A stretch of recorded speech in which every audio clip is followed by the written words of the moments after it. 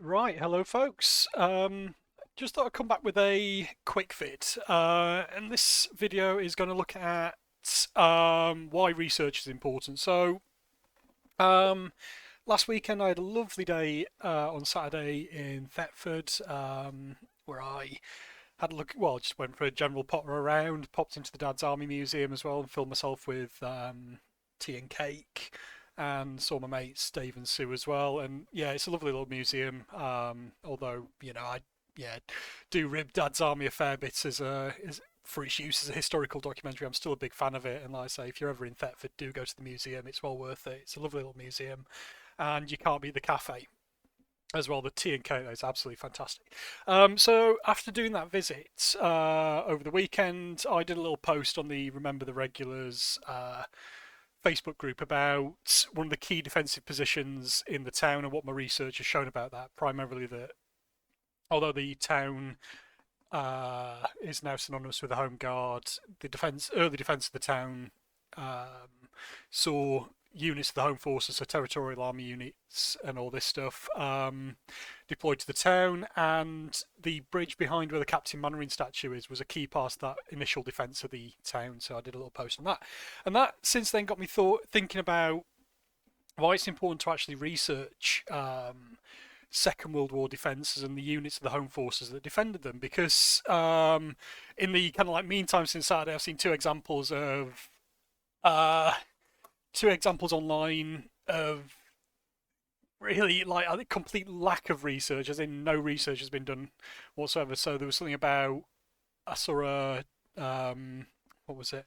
Newspaper article where someone had said the aircrew from airfields defended the airfields, which they didn't. There were specific RAF units deployed on airfields to defend them as well as regular and territorial army. So that kind of set me off a bit. And then today I've seen poster of the Home Defence Battalions used as an advert for Home Guard or asking for Home Guard reenactors, and the Home Defence Battalions were nothing to do with the Home Guard. So I was just like, right, I need to show why actually doing research is vitally important, and this is what brought me to doing this little quick vid. So just this morning I've had some more documents come in for part of my research into East Yorkshire, and we'll take a look at these in a second. And this is going to be a rare occasion where I actually give you an insight into my research process and use period documents. I do this more often on Patreon. Or Patreon or whatever, because people are helping to fund my research via my Patreon, and I like to give them an insight into the documents that I get as they come in. But I thought what I'll do is I'll use that format to kind of give an insight into why research is important. So um, from my perspective, generally what I see is as soon as someone starts to look at the defence of a local area, the first thing they do is start to look at the Home Guard, which is kind of understandable given that the vast majority of people aren't historians or archaeologists, and a lot of public awareness of Second World War defence has been promoted or has been gleaned from the TV programme Dad's Army, which now means in popular memory, it was the Home Guard that did everything, but the reality is the Home Guard were just one facet of a wider defensive network. So generally, what will happen is, someone will start looking to the defence of their local areas, go straight to the Home Guard, do a Google, find books on the subject, and obviously, this course of research focuses solely on the Home Guard. It rarely puts them into context, it rarely looks at their actual role, and rarely considers how the role of a local Home Guard unit develops over time, which obviously causes us great problems in the future, because you're not seeing the entire picture, you're not seeing the context of the Home Guard within the wider defensive network, and also from my perspective, you're not seeing the role of the regular and territorial army, which were the primary units defending the country. And yeah, I just thought, right, I need to do something just to kind of show why research is important. And what I'm going to do is take a look at some documents relating to the defence of Hull during the Second World War, primarily 1940. So some of the earliest defence measures were put in place to defend the city in 1940. So in terms of my research, Hull is a kind of key area, because in terms of East Yorkshire, it would have been a primary objective of the invading force. They would need to be able to capture what would be a deep water port to bring supplies in to kind of fuel the invasion. And as a result, Hull was a key objective for both the enemy and obviously the defenders as well. And this because of Hull and East Yorkshire being seen as out of the way, this will give a lot of people the impression that the defence of the city was not as important as elsewhere, so they just used the Home Guard, for example, and also these perceptions about what the Home Guard did would lead many people to just go straight down the Home Guard route. These documents came in, and I thought there were some good examples that show the reality of what was going on to defend a given area and show the roles of both the regular and territorial army units and others and the Home Guard. And I thought, right, what I'll do is I'll bite the bullet and I'll put this information out there. Be aware that some of the information in this document I've obscured because there are people out there that are quite happy to steal the work of others and not put the time and effort into sourcing documents and doing the research and actually reading them themselves, and they'd be quite happy just to take screenshots of things or save images which other people who have spent the time and money to do that online. So I've obscured a fair bit of information which I don't want stealing, and yeah, go out and do your own bloody research. Don't steal my information. So yeah, there are some places where I've obscured information, but the key points are still going to stand. Right. So the story within this document starts in early June 1940. So as we've seen from my other videos, this is actually relatively late in the in terms of defence of the UK.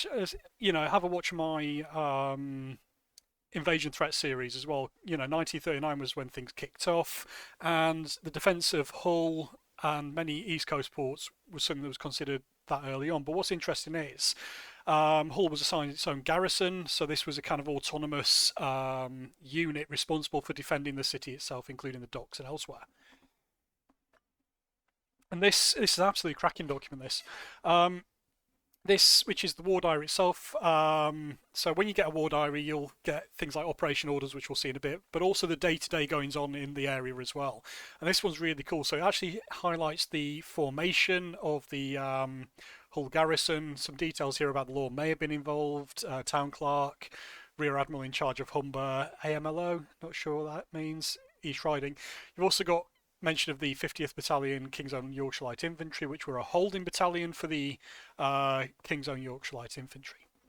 So just to get it out of the way, a holding battalion was a battalion where new recruits would go after they've had their basic training. They would go to this holding battalion before going off to their actual unit within the King's Own Yorkshire Light Infantry in this case.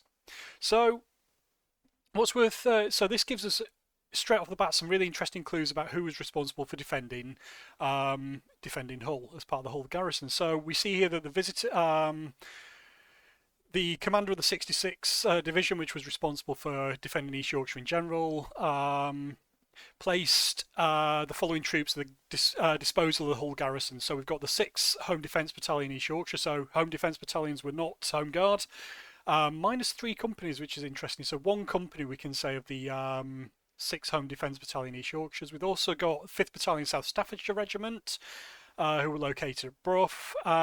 2 companies, the 6th South Staffordshire Regiments, I can never say that, who were based in Hull. So already we've got these units from the Territorial Army deployed in Hull to defend it. These were nothing to do with the Home Guard. And the 50th Battalion King's Own Yorkshire Light Infantry when formed, so again this holding battalion would also be deployed there. We've also got here this really cool mention that all Royal Artillery guns and RAF balloon sites are to be coordinated into a defence scheme of the whole area. So not just Territorial Army, we've also got Royal Artillery, so these will be Air Defence Great Britain, so anti-aircraft battery troops, and barrage balloon troops of the RAF, so barrage balloon sites of the RAF also rolled into this defence of the city as well. We've also got the importance of the Navy, represented by Rear Admiral, so to discuss preliminary arrangements for the immobilisation scheme. So this would be immobilising the dock facilities of Hull to ensure that if the enemy did capture it, the port facilities would be either beyond repair or useless to them for a prolonged period. What else we got? So we also see that the Second Lieutenant R.N. Hutchins. So you also get a lot of names in these war diaries, which are really interesting. It gives you that personal connection, which you don't necessarily get elsewhere. So we've got Second Lieutenant from the 50th Coyley, which is soon to be formed, who would be the garrison adjutant. What else we got? Naval headquarters. Yeah, Hull garrison areas wrecked or reconnaissanced by the officer commanding troops and unit commanders, and a provisional defence scheme drawn up. So again, on the 5th of June, they've gone out, looked at the area they're going to be defending, and drawn up this scheme of defence. They don't just pop up and go, oh, do whatever. There's planning behind this. So 6th of June, what else have we got? Yeah, so we've also got as well coordination by the 66th Division headquarters as well, suggesting the responsibilities that would be placed on the officers commanding troops Hull. So again, planning out what the defensive measures would be. So again, just one page, vast amount of information here. We've got units of the Territorial Army earmarked for defending the city. We've got information that Royal Artillery and RAF balloon sites would be incorporated into the defence scheme. We've got this coordination with the overarching division that was responsible for East Yorkshire in June 1940. We've got clear communication between civil authorities and the Royal Navy. Shed load of information there. Straight off the bat, we are seeing here that the defence of the city was in the hands of the Territorial Army and the wider organisation of the ground forces of the RAF and the Royal Artillery. No mention of the local defence volunteers at the time here. Oh yeah, we've also got Captain Clinch, that's quite a name. The Coily arrives in Hull and assumes duties as staff officer to officer commanding troops. Right, what we got next? Bit more information here. I put this in. So 25th of June at 1 minute past midnight. Commander First Corps took over command of troops under Yorkshire area for training and under operational command 2 Division. Then we've got 2 Division takes over Beach, defence of East Riding from 66th Division. So we're having this transfer from the 66th Division to the 2nd Division and takes over Beach defences. Again, this is something that is seen as a Home Guard duty, LDV duty. It's not, it never was. Or at least not until much later on in the war. And again, here we've also got information about additional Territorial Army troops. So we've got the 1/8 Lancashire Fusiliers, also coming under command of the officer commanding troops in Hull. For operations by commander of the 2 divisions. So the 2 division commander handed over the 1/8 for this duty of defending Hull. Again, vast amount of information relating to the Territorial Army here. Right. Then we've got this really nice letter, which is titled Appreciation by Colonel the Lord Middleton, Military Cross, Lord Lieutenant of Hull and East Riding on the morning of 3rd of June 1940. And I should have just highlighted the entire document, but I've highlighted in red. I've also had to put these watermarks in just in case anyone does try stealing screenshots of this. So, there's some information here which it's the kind of thing where someone will go, oh, that's useful, I'm going to share that and get likes on Facebook. Right. So this appreciation is really cool because it gives us like snappy information about like the role of the defence of Hull, the units responsible, and all this stuff. So straight off the bat, Hull is the key of the north of England. Let's say that's true. Yeah, it is a centre of distribution of foodstuff for approximately 14 million people. So already off the bat, highlighting why Hull is an important place to defend. It is believed that there might be an attempt by the enemy to seize Hull, as I've already highlighted. The key thing is, if you could land tanks and artillery, it might, so far as is known, be difficult to find an effective force to oppose them, since the BEF must have lost most of its heavy armaments. This is relating to, 3rd of June. So this is relating to the fighting on the continent and the loss and the evacuation of the BEF from ports in northern France. I'm not just going to say Dunkirk because there were a shed load of other evacuations that took place which are just as important as the Operation Dynamo.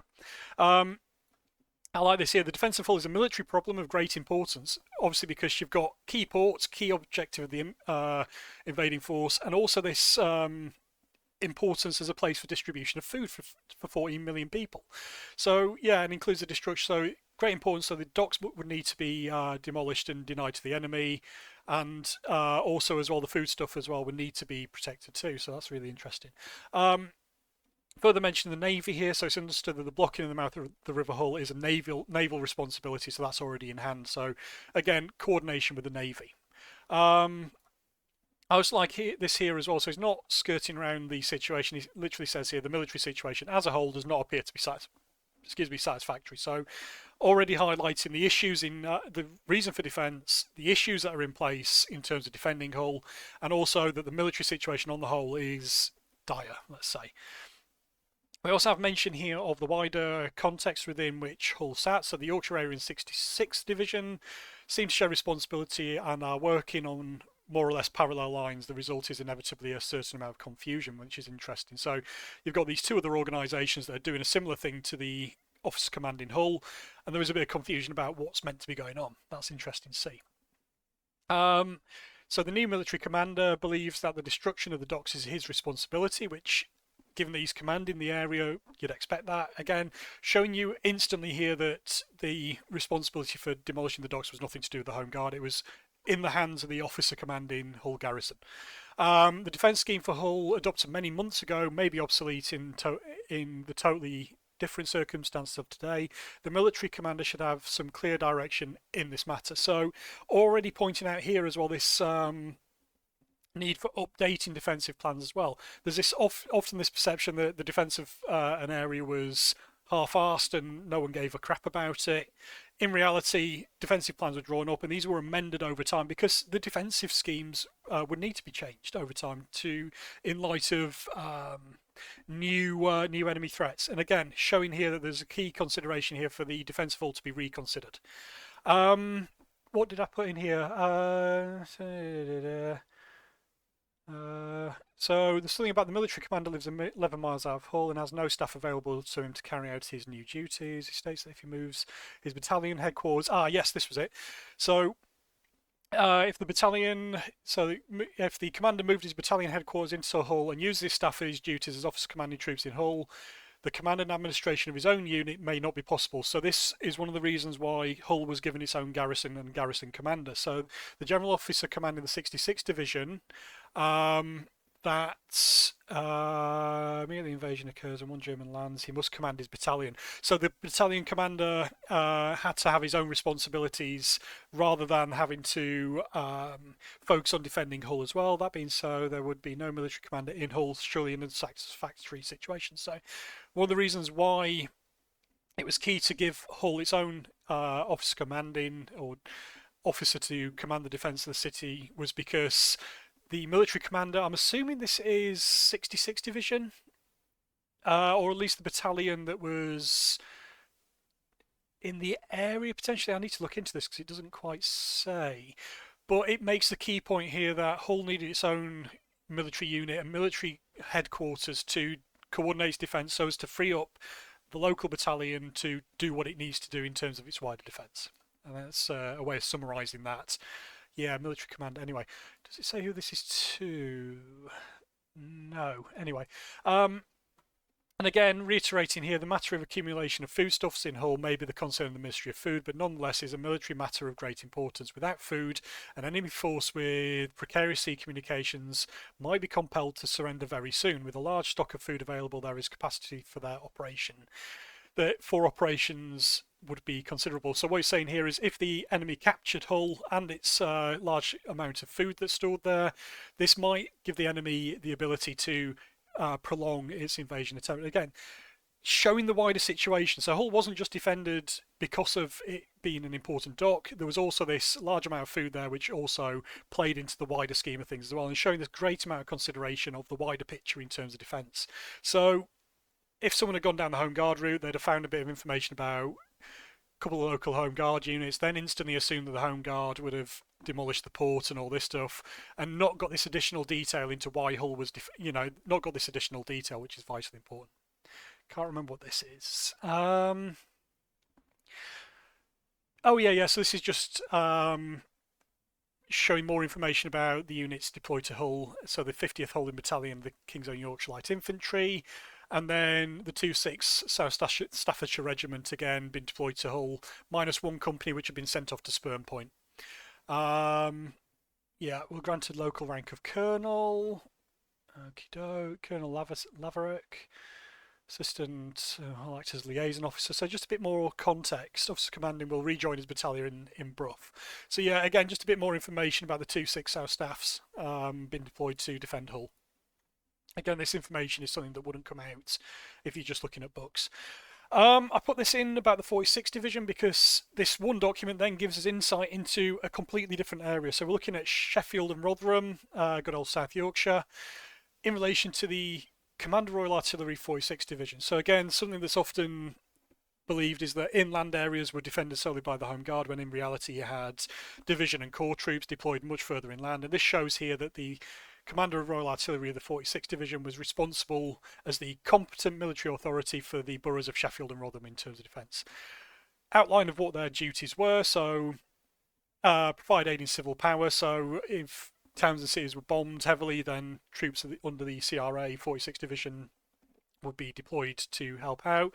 Cooperation with civil authorities, protection against sabotage, so protecting road and rail bridges and factories from sabotage. Operating roadblocks, which is something again attributed to the Home Guard.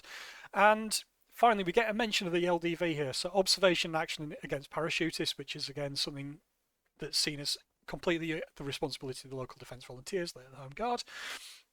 But it shows here, in cooperation with LDVs, local AA, so Royal Artillery high anti-aircraft battery units, and searchlight units. So it's not just the Home Guard that are doing this, you've also got professional troops, the Royal Artillery, and searchlight battery crews as well. Again, the Home Guard were part of a wider organisation. If you're just looking at the Home Guard, you're missing out all of this information about the importance of the anti-aircraft battery crews and searchlight units, again, which is not something that would come out if you're just looking at the Home Guard.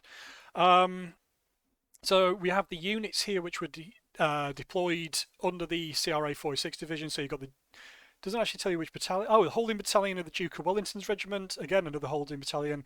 Number 5 Driver Training Centre, Royal Army Service Corps, now formerly in Sheffield, are placed under your command. Again, 2 units that would go completely overlooked. So they're under the direct command, and also coordinating the roles of the local LDVs as far as they affect your responsibility in consultation with local ADV group commanders. So again, command of local defence volunteer units was directly tied in to the professional army, so the territorial army or the regular army. They weren't autonomous. We also have the 6 Cheshires, again another unit which would be overlooked, and these were to provide a mobile column. Again, mobile counter-attack is something that's overlooked. Everything is seen as static. So, Duke of Wellington's Holding Battalion, number 5 Driver Training Centre, RASC, and the 6 Cheshires deployed to defend Rotherham and Sheffield. And again, this is something which I didn't expect to come across, but I'm going to have to get their war diary now to have a look into this.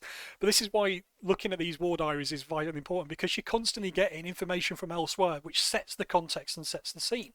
Additional orders: Yorkshire Area Operational Order number 1, Air Defence Great Britain, Garda on Burley Edge, roadblocks. So just additional information. Defence Order letter from G2 46th Division on reservoirs. That'd be interesting to see. So yeah, just this one page has given us a vast insight into somewhere completely different. That's why I like these war diaries, but they mean that I constantly go off on a tangent. So let me just see how long I am. 23 minutes. This is another very long quick vid. So we finally come to the operation order for the Officer Commanding Troops Hull Garrison, or Hull, Defence of Hull. As I've already established, Territorial Army units primarily responsible for defence. So operation orders are another aspect to your war diaries which are vitally important. They give you an idea of, well, the insight into what was going to happen, how it was going to be defended against, or what could happen. So we've got the intention: coordinate the action of all forces in Hull for the defence of the city environs against land attack by coast landings from transport, landing from troop carrying aircraft, not gliders, landing of parachute troops, sabotage, and other activities of fifth column agents. Those are your key intentions to defend against. Forces available, already covered this, but we've got, again, 50th Holding Battalion Coyley, a detachment to the 5th South Staffordshire Regiment, so 2 companies, so that's that, 300 troops. Then you've also got parts of the 40th Battalion Anti-Aircraft Royal Engineer Searchlight Unit, 62nd Anti-Aircraft Brigade Royal Engineers, so that's your actual anti-aircraft battery units. The 942nd and 943rd Squadrons RAF Barrage Balloon Command, or Barrage Balloons, armed personnel only. So, before we even get to the LDV, we've already got all these units which were much higher priority in terms of defence. Then we come to the local defence volunteers, 2 companies.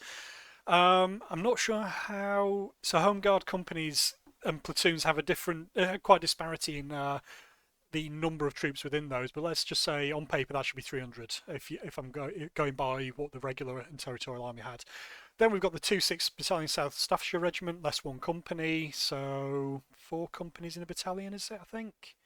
Something like that. So what would that be? 150, 300, 450. And then Royal Signals personnel attending courses. So those are your forces. So if you look just at the local defence volunteer / home guard again, you're missing out all these other units. So to kind of, I'm going to try and use my poor math skills to work out how many troops that would be. So a battalion is 800, 2 companies, the South Staffs, that bring you up to 1,100. Not sure about searchlights or Royal Artillery, so we'll ignore those on the barrage balloon, so I'm not sure. Minus 1 company, so we're looking at 1, 2, 3, 4. So that's 1,500-ish infantry soldiers deployed to defend Hull. On top of that, you've got 300 or so home guard. So 300 home guard, 1,500 infantry, plus however many units or soldiers were involved in that. So you look at that disparity in terms of numbers. You know, if you're looking just at the home guard, you are missing out a vast number of troops. Additional information, so this is your method statement, so how they were going to defend the area. So coast landings and those from troop carrying aircraft or parachute which resolve themselves into an attack against the city and suburbs will be dealt with by means of a system of defender posts, as you'd expect, multiple lines of defence. Roadblocks, demolitions described below, which I've redacted. Parachute landings outside the system of defender posts will be dealt with as it described in paragraphs 10 to 13 below. Well, that's on the other page. Contra-sabotage activities is a special concern of the City and Dockyard Police, so not the Home Guard, but it is the duty of all troops to be on the alert, so all troops, not just the Home Guard. I'm just going to keep on saying that. The units of local defence volunteers will also make arrangements to put into effect contra-sabotage precautions at all premises with where their personnel are located. So their Home Guard are literally just responsible for the areas where their members are working, let's say. So again, you've also got the role of the City and the Dockyard Police overlooked. Again, this is the whole point of this. The context is key here. So we're seeing what the Home Guard were actually doing, and that was kind of like they were an integral part of the defence, but they were by no means the sole unit responsible for defending Hull in 1940. Obviously, you know, this thing could change much later in 1942 and 1943, as you'd expect, but this is the situation at the height of the invasion threat in 1940. And then, to kind of summarise, there were 2 concentric rings of defences built around Hull, the outer system and the inner edge, which I'm not going to go into too much detail about because I need to map those. Right, now we've got the appendix. So this shows, again, I've redacted the locations because I don't want I nearly said a naughty word there, some knob to, I don't want someone nicking all this information that I've spent a lot of time and effort getting, or my researcher Mike has gone out and spent a day photographing for me. Yeah, but I'm still paying him, so yeah, it's still out of my pocket that I've done this. Right, this is useful to I've put this in there to show what these units were doing. So the 50th Coylie, not yet occupied, to be reconnoitred and sighted forthwith. So the forward posts haven't been determined yet, but these ones haven't been determined yet, but they're going to be determined shortly. So we've got the Coylie operating roadblocks. We've got them responsible for railway demolitions. We've got them responsible for another roadblock and immobilising a lifting bridge. Again, all roles that are assigned instantly to the Home Guard. Then we've got the 62nd AA Brigade, Royal Artillery. These are operating supporting posts. So these would be, from my experience, defended localities based on their locations of searchlights, Royal Artillery, heavy anti-aircraft batteries and searchlights, and barrage balloon sites as well. So each one of these would be a defended locality. And then the Home Guard, at this time the LDV, were reserves. As you would expect, they were to be called up and used as a backup force, not this forward line, front-line fighting force that everyone seems to think they were today. And then you've got the basic strengths, so 4 platoons, 6 platoons. What would that be? Platoons generally 28 to 30 in the regs and TAs. I'm not a clue. 5, 10, 50, 150. So we're just looking at about what I'd say is over a company. And again, responsible. So they were based at these various locations, which I've redacted, and then you've also got Brigham and Cowan LDV. So that's the factories, and then the British Oil and Cake Company, their own factory, local defence volunteers. So one platoon each, so about 28 to 30 member Home Guard numbers or LDV numbers. Change again. Breaking down this mythology of what the Home Guard were doing in a specific area. Again, this might not be the situation elsewhere, but this is why research is vitally important, because it breaks down this mythology for a given area. Again, second one, 5th South Staffs, they were responsible for the northwestern sector. Again, occupying and garrisoning roadblocks, responsible for railway demolition. That position hasn't been reconnoitred. Same thing, you know. Oh, yeah, supporting posts. Same with the searchlights and the Royal Artillery. But yeah, key thing here, the South Staffs are the ones occupying and garrisoning the roadblocks in June 1940 under this operation order, not the Home Guard. Again, supporting Home Guard units in reserve. So other parts of East Yorkshire I've seen. I did a video on this for World War II TV. It was at the discretion of the local commander whether the Home Guard would even be called out. So although they had the LDV/Home Guard, there was no guarantee that they'd actually even be called in service in some areas. And again, 1, 2, 3, 4, 5. So just over a company, give or take, of Home Guard, 150, 160. And their general locations again. So coming towards the end of this, and yeah, this is 31 minutes, but anyway, I thought I'd just stick this on in as another little bit of a Home Guard myth that comes out all the time. And this is how the invasion was going to be signalled. So warning signals invasion. So it's well known that the church bells would be rung. And again, this is something that's seen as a Home Guard responsibility. But I thought I'd just stick this in just to show why it's important to take a look out for things like this. So the warning signal that an invasion has taken place will be the ringing of the church bells, as everyone knows. Church bells will not be rung for any other purpose until further orders. Interesting. If information the invasion has taken place is received by the officer commanding troops, so that is the commander of the whole garrison, he will send a runner to these churches where they'll ring the bells. Again, nothing to do with the Home Guard.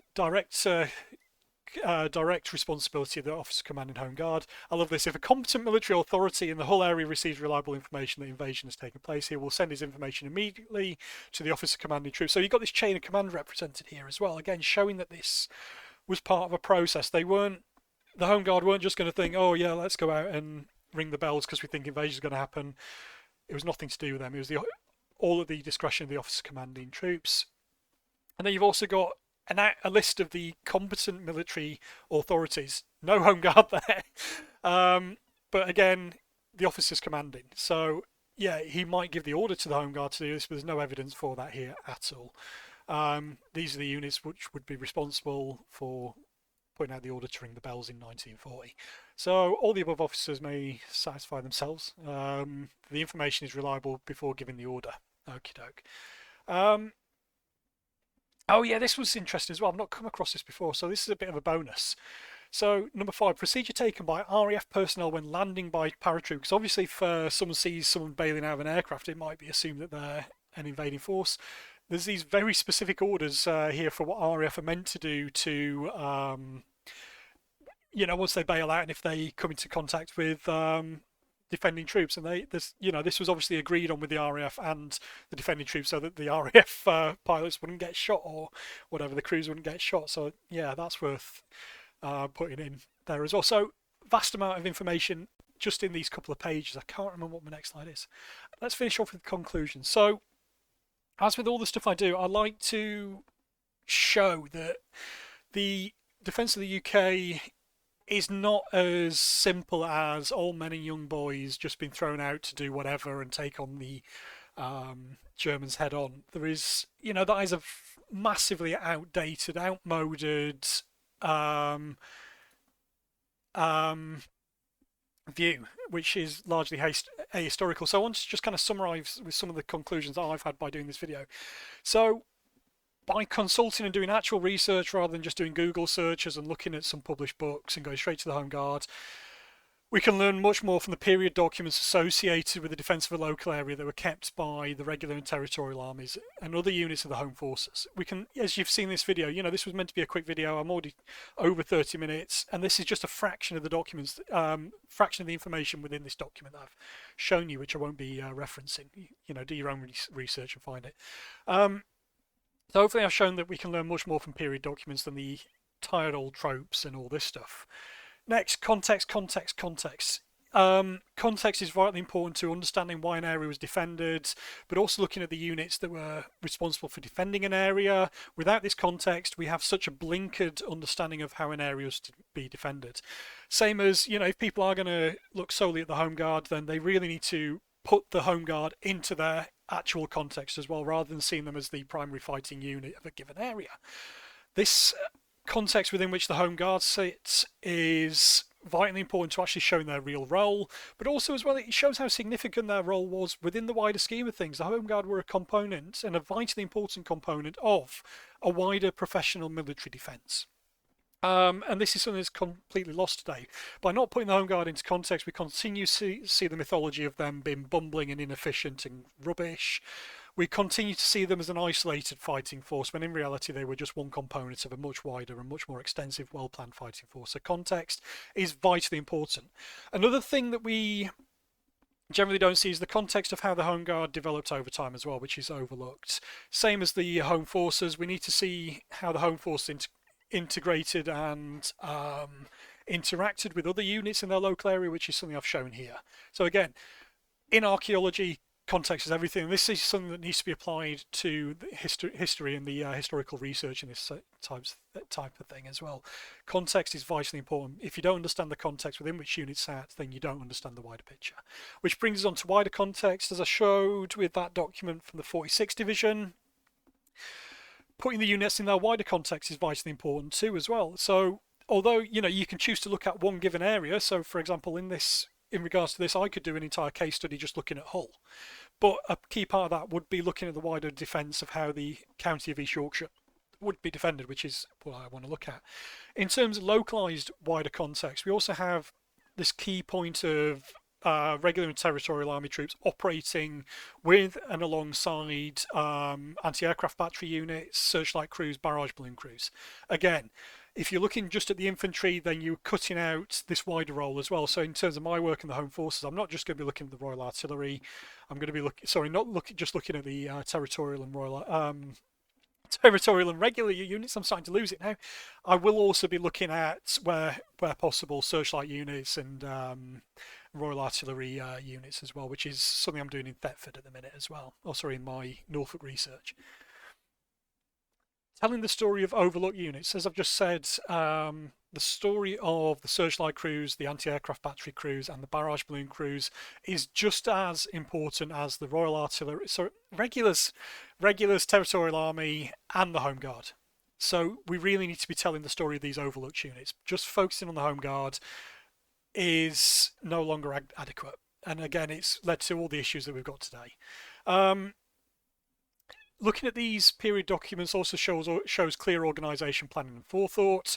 So the point I made about defending Hull because of its massive quantities of food is something that I'd never been aware of, but it clearly shows that the defenders were aware of this as a wider strategic / tactical, strategic reason for defending Hull. So if the enemy had captured Hull, not only would they have this vital dock facility, but they'd also have access to food stocks which they could use to prolong their operations in the UK.